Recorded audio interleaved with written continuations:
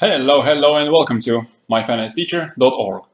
In this video, we're going to have a look at gold and silver charts, as well as gold miners. But before that, let me point out that if you want to have a look at our detailed analysis of a range of other assets, including general stock market, different gold mining companies in particular, for example, as you see, today we're discussing Agnico Eagle. We had a look at McEwen a few days ago. As I said, we also look at the general stock market, cryptocurrencies, energy, and a range of other interesting commodities. So to keep a pulse on market opportunities, join us at myfinanceteacher.org. For now, jumping at precious metals, let's have a look at gold. And I think gold is pretty close to giving us some sort of a bounce. Possibly this is going to be just a short-term bounce into the new short-term daily cycle before the continuation of the downtrend within the ongoing intermediate cycle. Or possibly there is also a chance that it's going to be a bounce into the start of a new intermediate cycle. Although so far the ongoing cycle is pretty short, at just over 3 months old. As you see over here, from the very end of November, that's only about 98 days long. The previous cycle was pretty long at 255 days, but usually these intermediate cycles in gold don't last as long. Usually they last for around half a year, and the cycle before the previous one actually only lasted for about 4 months. So it still remains to be seen whether the ongoing intermediate cycle is ready to finish anytime soon, or the upcoming bounce from the oversold levels is going to be followed by another lower low into the end of the ongoing intermediate cycle. RSI, as you see, is already into oversold at 27. The Bollinger Bands are quite wide, and the price has already poked multiple times below those Bollinger Bands. All of that tells me that the price is really extended to the downside, and we are very near some sort of a bounce, at least in the short term. As you see, price is also stretched quite far below the 50-day moving average. It's currently over 7% below its 50-day moving average. And the previous intermediate cycle low, the end of that intermediate cycle, came when gold was stretched just over 6% below the 50-day moving average. Whereas the cycle end before that, back in March last year, came when gold was stretched by around 8%, over 8% below that 50-day moving average. So again, as I said, gold is pretty oversold, and it's extended quite a bit on the downside. So I do expect at least a short-term bounce to come back to the 50-day moving average, perhaps an intermediate-term bounce, giving us perhaps a relatively short intermediate cycle lasting for somewhere between 3 to 4 months so far. Moving on from the intermediate cycles to the shorter-term daily cycles, usually they last for about 2 months, on average for about 2 months for gold, and the ongoing cycle is now 49 days old. The previous one also lasted for 49 days old, although sometimes they, of course, can stretch for up to 3 months. So that also tells me that gold is possibly ready to bounce anytime over the next few days, as the cycle is close to its usual duration, and cycles usually finish with a cycle low, going into the bounce as we count cycles from a low point to the next low point. Another interesting piece on the chart which you don't see on the daily chart is, if you zoom into the 4-hour chart, you'll see that the 4-hour 14 period RSI has already started a positive divergence from the price chart, when the price is actually giving us a series of lower lows, whereas RSI is giving us a series of higher lows. When we see that on the daily chart, that will be another confirmation for you that gold is really ready to bounce. And while we don't see it yet, we already see that on the 4-hour chart. Before we continue, let me remind you guys to subscribe to the channel if you haven't, and click that bell notification. Thanks a lot. Moving on to the Optimism Index on gold. As you know, I really like to look at cycles in a range of assets, as cycles reflect market sentiment. Remember, you generally want to buy an asset when there's blood on the streets, when nobody wants to buy it, when all the weak hands that were likely to sell have already sold it, and whenever everybody is excited about their recent gains, whenever markets are euphoric, that's when you probably want to sell your positions.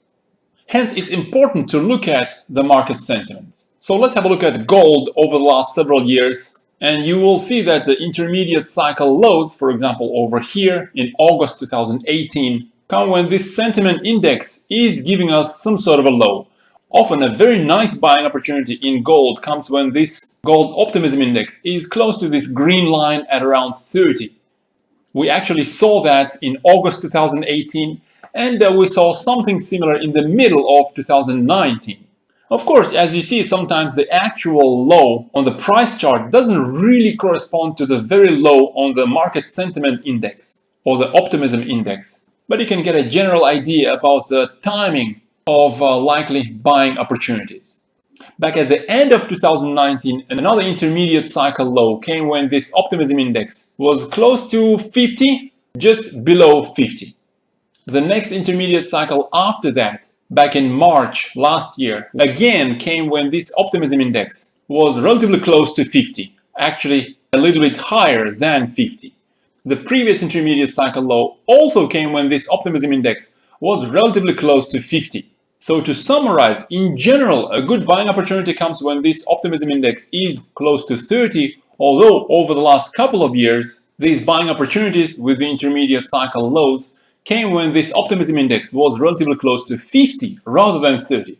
And what do we see at the moment? Gold is, as I said, becoming oversold, with optimism dropping, with everybody becoming a little bit scared on the precious metals, and that's when you want to become interested in this asset. At the moment, optimism index is dropping below 50 at 45, so perhaps over the next few days we are going to see a bounce, whether short-term or a more intermediate-term bounce. Another interesting thing to see on the chart is comparing GDX to gold. You'll see that GDX is actually giving you a positive divergence, where GDX doesn't actually drop much, it's just generally going sideways over the last few days, while gold has actually been going downwards in the same few days. So that's another positive sign for you, telling you that the smart money that is going into miners is expecting gold to give us some sort of a bottom relatively soon.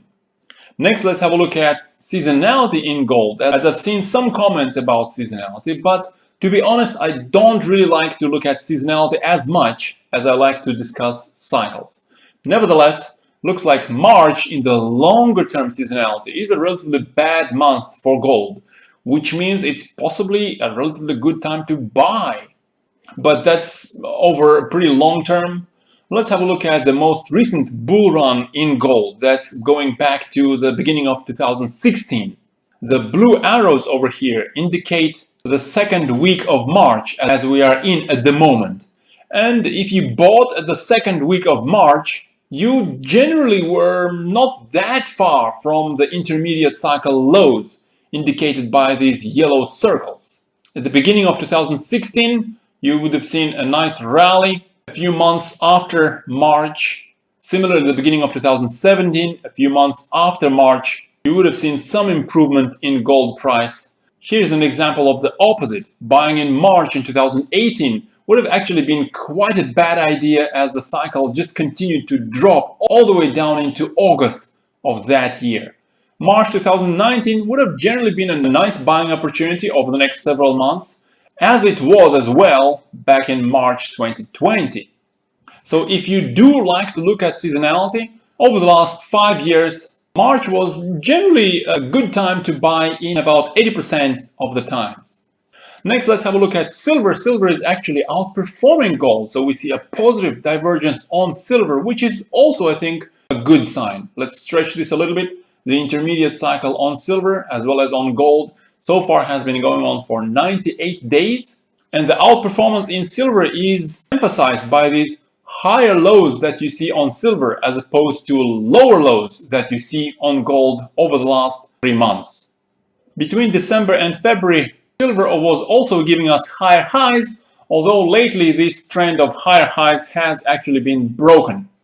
Still, Bollinger Bands are widening, and silver is already poking several times below the Bollinger Bands, so over the next few days, perhaps this 200-day moving average will prove to be a trampoline for the bounce in precious metals, including silver. Next, let's have a look at the silver optimism index. You'll see that, again, generally a good buying opportunity on silver comes when this optimism is relatively close to 30. Of course, sometimes the actual low in the price comes at a slightly different time as the low in the sentiment, as you see here in the end of 2019. Lately, though, markets have been quite positive on silver, and the previous intermediate cycle low came with the optimism index slightly above 50. And we are back to the same level at the moment.